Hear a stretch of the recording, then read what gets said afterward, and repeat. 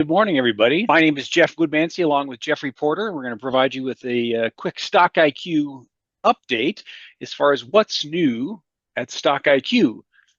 And we've got four areas in particular that we'll dive into. The first is dashboards, and then a report card, and then we'll show you what's new as it relates to our AI and machine learning, and then we'll end with SIOP. So to start off with dashboards, in terms of what StockIQ has got going on at the moment, we've got two sets of dashboards in StockIQ. The first is a planner dashboard that's very operationally oriented and allows people with different roles, those managing inventory, those doing forecasting, those doing the purchasing, etc., to look at alerts that are most apropos to what they need, as well as some KPIs that are important.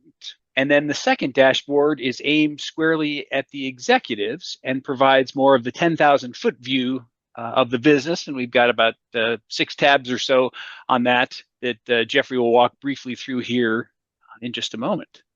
Yeah, thank you, Jeff. What I'm going to do is I'm going to actually share with you the StockIQ application. We're going to go into a little bit of the overview, just a little bit of backdrop with respect to the overall alerts and the dashboards that we're presenting. As Jeff had noted in here, one of the things that we find most effective when planning a day, especially for our clients that have a large number of SKUs that they're trying to manage, is to zero in very, very quickly on those items that need attention. You will notice here on this dashboard that we've highlighted what we consider to be the top 6 items to look at, that critical orders that need to be placed, stockouts that might be occurring right now, projected stockouts on the horizon. We actually have a little bit of time to address those. And then we're getting into under forecasting and over forecasting. These are really indications where StockIQ has identified that our operational or our consensus forecast is either above or below where it needs to be, which can create issues with future stockouts depending on the lead time and or excess inventories that come in place. You will also notice that on these dashboards that we prioritize them.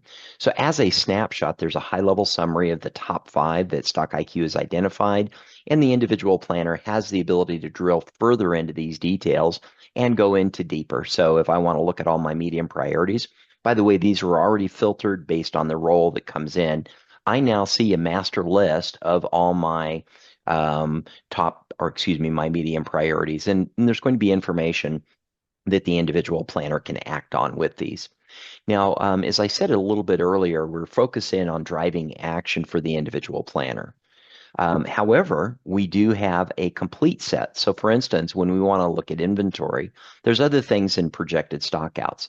So for instance, maybe there's excess inventory, maybe there's new items that we need to be looking at that maybe don't have a forecast in place or something else like that. So the dashboard's really meant to be an action and a driver of action for the individual planner. The intent typically in a leading practice is when the planner logs in the morning, they would take a cursory review of those dashboards that they find most important. Maybe new items get a weekly review, things like that. But it's really meant to invoke action. So the next thing that Jeff had mentioned in there is an executive level dashboard.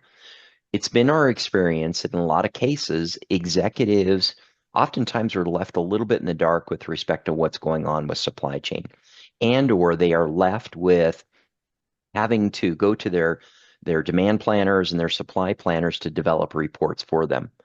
Our intent with the executive dashboard is to provide that information that they can create their own views. They can go out and begin doing their own research. So on the overall executive dashboard, we have a number of different views. As Jeff noted, there's a stratification, which is to look at the overall status of your inventory.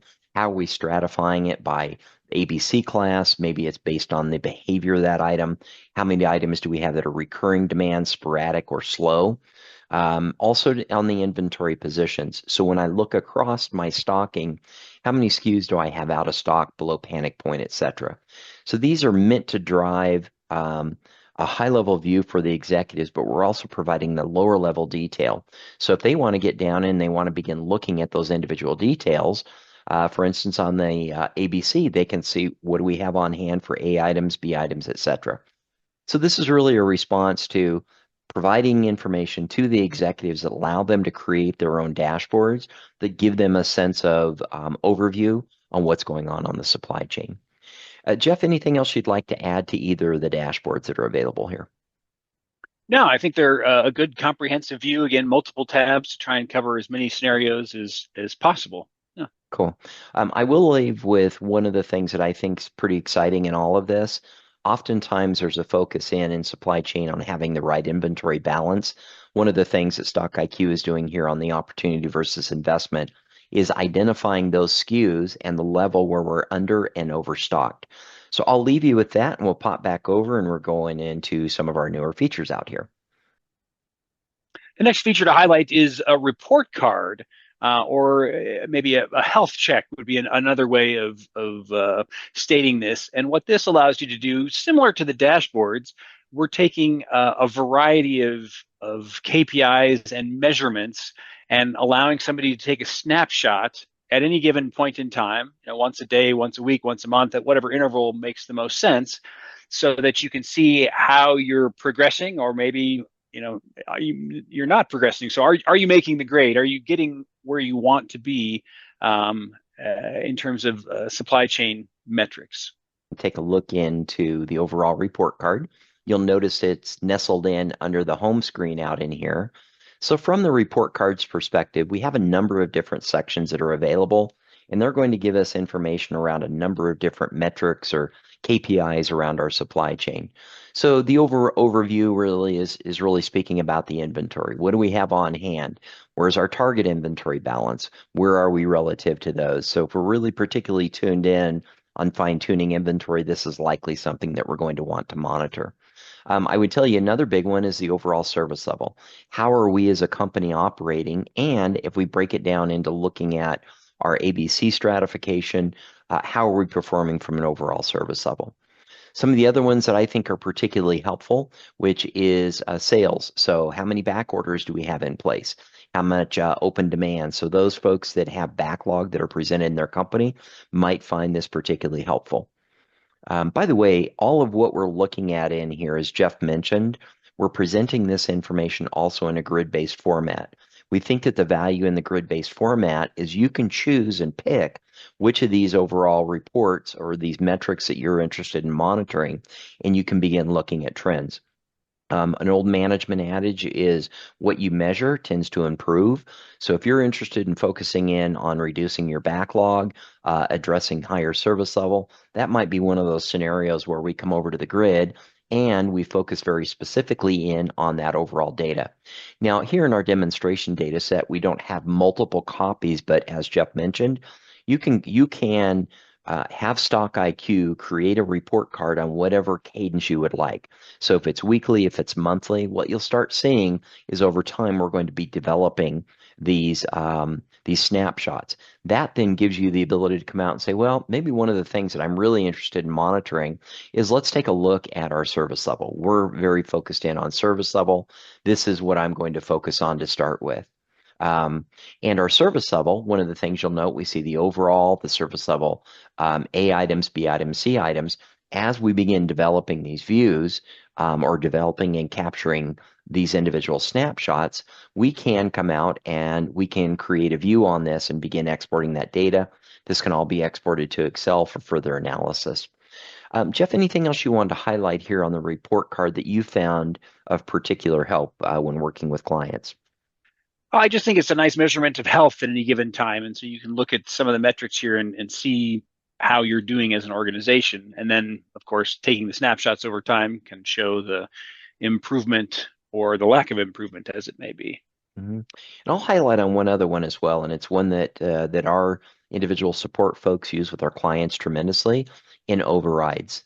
If we find that there are a lot of overrides in the system, overriding safety stock, overriding lead times, it's really an indication that the setup maybe needs to be revisited. Maybe we need to revisit where our lead times are at, because when people start putting overrides, it's telling us that maybe the rules that we put in the system aren't applicable anymore. So that's one of those key items that we tend to look at. So with that being said, I'm going to pop it back over to Jeff over here, and we're going to take you into the next section.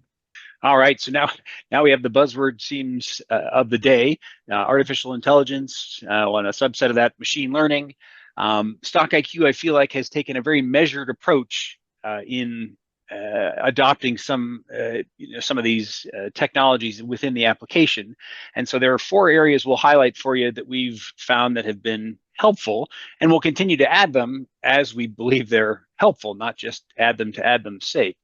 The first one is looking at forecasting algorithms and trying to help the user who may not be a statistician pick the best algorithm for any given item location combination.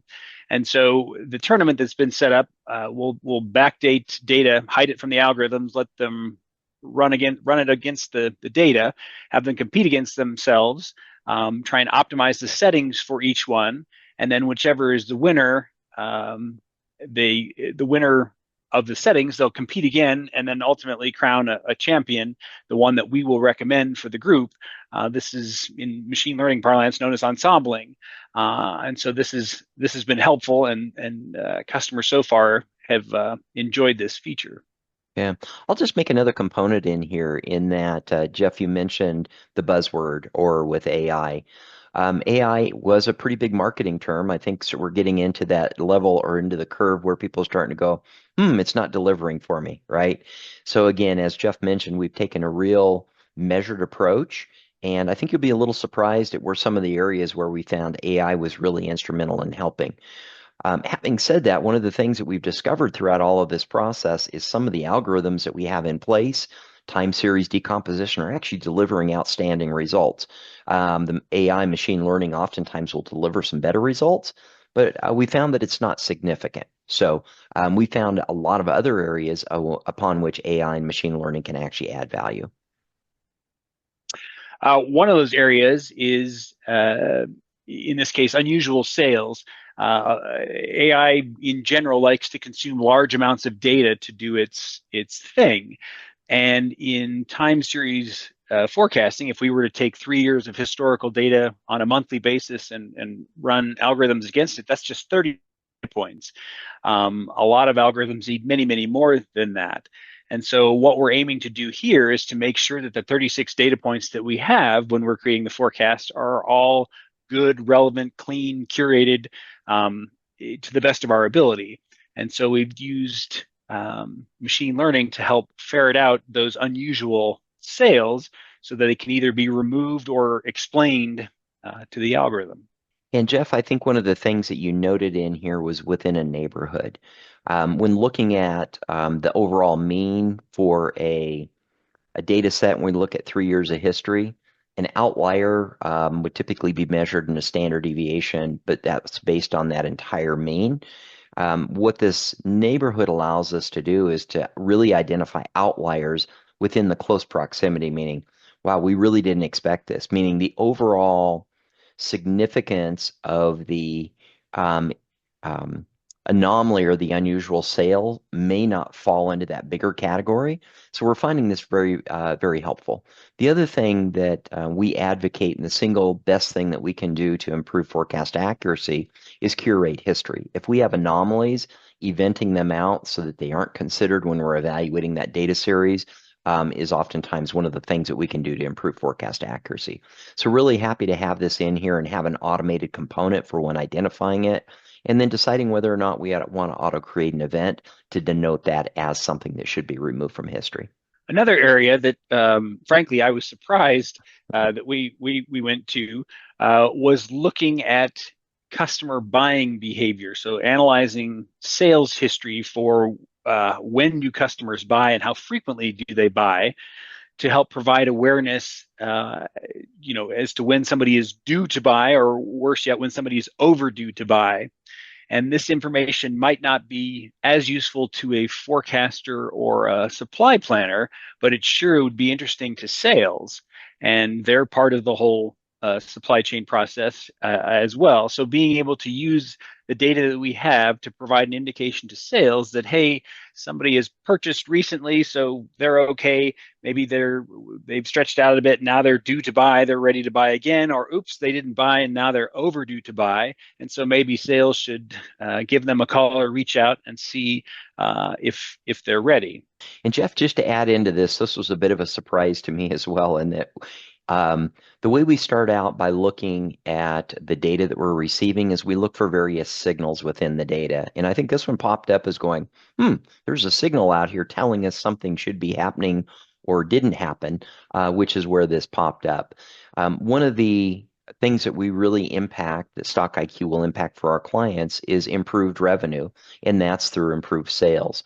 So it's a natural bent that we can do that through improved service level, but we also find that feeding this information into sales gives us indications of when we might be starting to see some changes in buying behavior. So again, another surprise, but we think is actually quite helpful. Seasonality was another area that we used the AI toolbox to help. For years and years, StockIQ has calculated seasonality, looking at historical sales and trying to determine, do you sell more in January and February than you do in, the middle of the year than you do at the end of the year or something like that. But when we added machine learning to this, or used a machine learning model to calculate seasonality, we found that it was a little bit more robust, and that it is possible for the system to look at not only the seasonality of a single item, but of items within the hierarchy. And if there's a level in the hierarchy that does a better job of the seasonal fit, to utilize that. And so again, this wasn't new, but a nice application of the technology. And then lastly, as I'd mentioned before, AI in general really likes data in terms of trying to learn and do its thing. And so at our recent client conference, we mentioned to folks that we'll be asking for more and more data over time. And that might be more sales history, go from 3 years of historical sales to 5 or 6 years of historical sales, but also other potential signals like point of sale data if you're in the retail world, or if you have customer on hand data, so you know how much inventory they have at the moment. That can be used in a planning scenario, as well as those also in the retail world where we sell into so many doors of Walmart or Target or whomever it happens to be, and the doors from 24 to 25 are going to increase from 100 to 500 or something like that. And how is that going to affect the overall forecast and the need for replenishment? So additional data will be asked for and potentially needed to improve the planning. And Jeff, I can share with you that I've been in discussions and in meetings with clients and other data providers at this point, and we're actively pursuing this to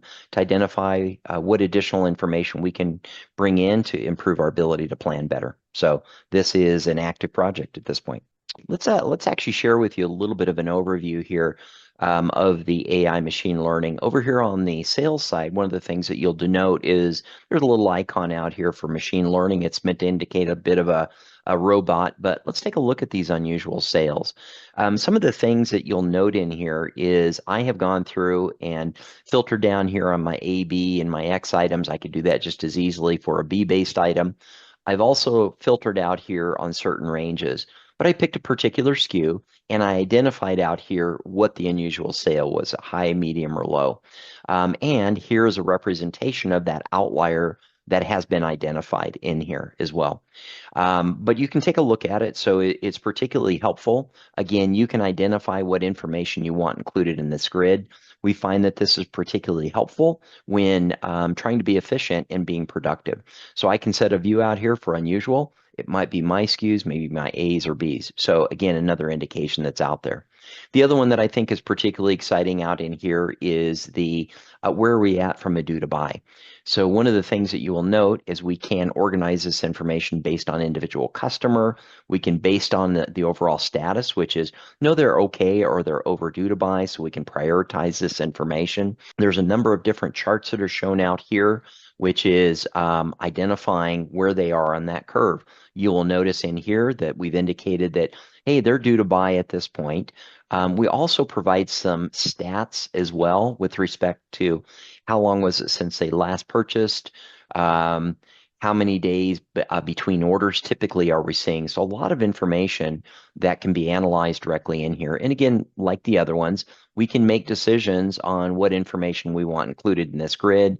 We can update these overall views as well. So again, another quite helpful piece of information that's derived from some of these signals that we're detecting. All right, and to wrap it up, StockIQ has for a number of years supported SIOP or SNOP or integrated business planning, IBP, or things like that, providing the data necessary to do it. However, we didn't ever have a nice screen or set of screens that brought everything together in one place for an organization to use until now. And so now there is a unified view for the SIOP process, which brings in, the summarized data at the right hierarchy level for people to view. There's a flexible framework, which I think is really important because if you ask 10 people about SIOP or SNOP, you might get 11 answers as to what that is, what that means, how they do it, how they don't do it.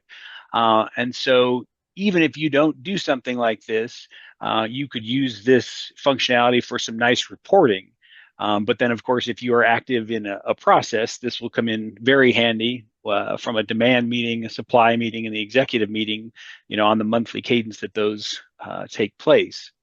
And then lastly, there's a place built in to formalize, identifying risks and opportunities to the supply chain. So you can focus on those and see, have a record of those over time. Yeah, excellent, Jeff. Like you, I'm really happy to have this in place in that we've been able to historically summarize demand, supply, and inventory within our overall forecasting. So let me just start the overall conversation, which is kind of the linchpin of being able to conduct an integrated business planning or SIOP or sales and operations plan. And it really starts with the overall forecast hierarchy from the standpoint then when starting a sales and operations planning process, we need the ability to very quickly go in and observe at higher levels of categories and identify where we're on or off, and then being able to drill in. So just as a level set in here, when you begin looking at the information that StockIQ is showing in here, I have a view that's been set up out in here that allows us to go out and say, okay, this is the information that I'm viewing right now. I've simplified some of this out in here. We'll see if this actually comes through with my individual view. Okay. And there we go. So what I've done is I've removed some of the external data. But bottom line in here, what StockIQ is doing is summarizing the overall total demand forecast. We're also doing this in units. We'll do it in revenue, COGS, and margin. One of the key elements is the different parties or the stakeholders in a SIOP process often talk different units. Operations is in units. Sales is typically in revenue. That's where finance lives. Finance also might live in the margin perspective.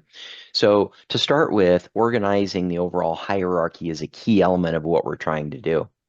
But if we get into the SIOP and the overall dashboard and what we're looking at in here, as Jeff mentioned, this is presenting us with a unified view of all of these various demand, supply, and inventory. So I'll go ahead and click in here. And one of the things you'll note, and hopefully you recognize, is the fact that when I looked at that hierarchy, I drilled into the overall cell phones.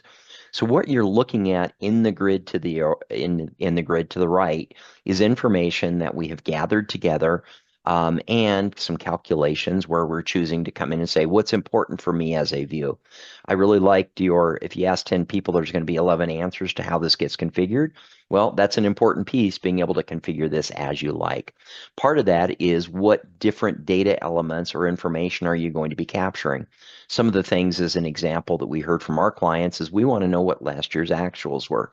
And maybe if this is by the way, I'm looking at a demand review right now.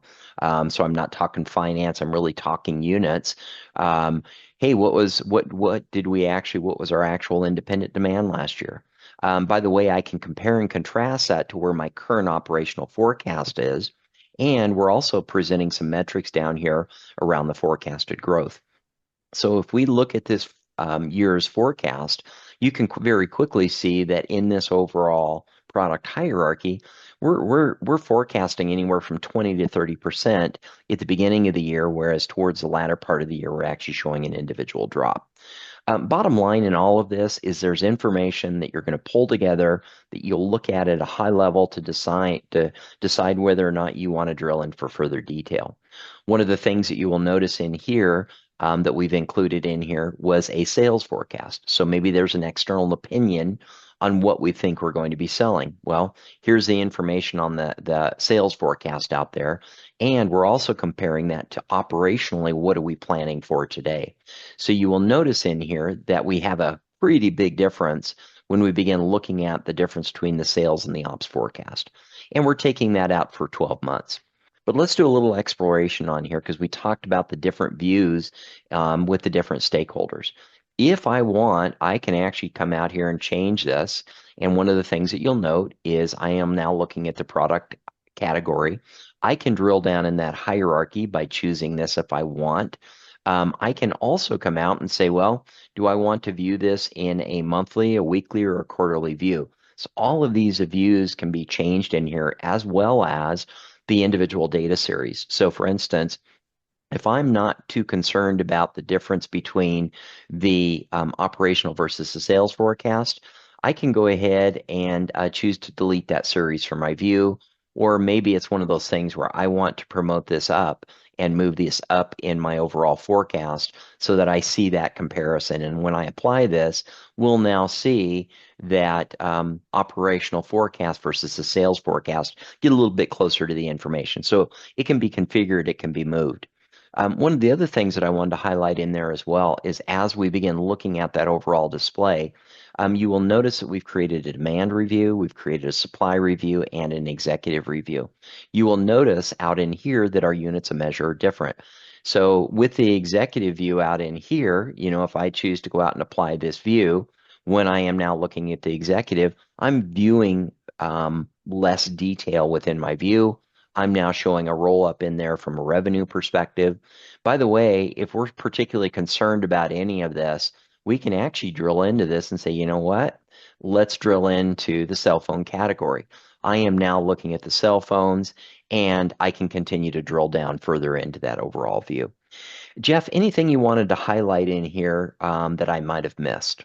No, I think it's an exciting change and will give people the flexibility to work the way that they work, not in necessarily a prescribed fashion, and still accomplish something. Very good. So, boy, I'll tell you what, Jeff, our half an hour went very quickly here. The intent of this was really to provide you with a high-level overview of some of the what we consider to be pretty exciting changes here at StockIQ. Myself and or Jeff would be happy to give you a further overview of these. Certainly feel free to reach out to us at either these emails or these phones.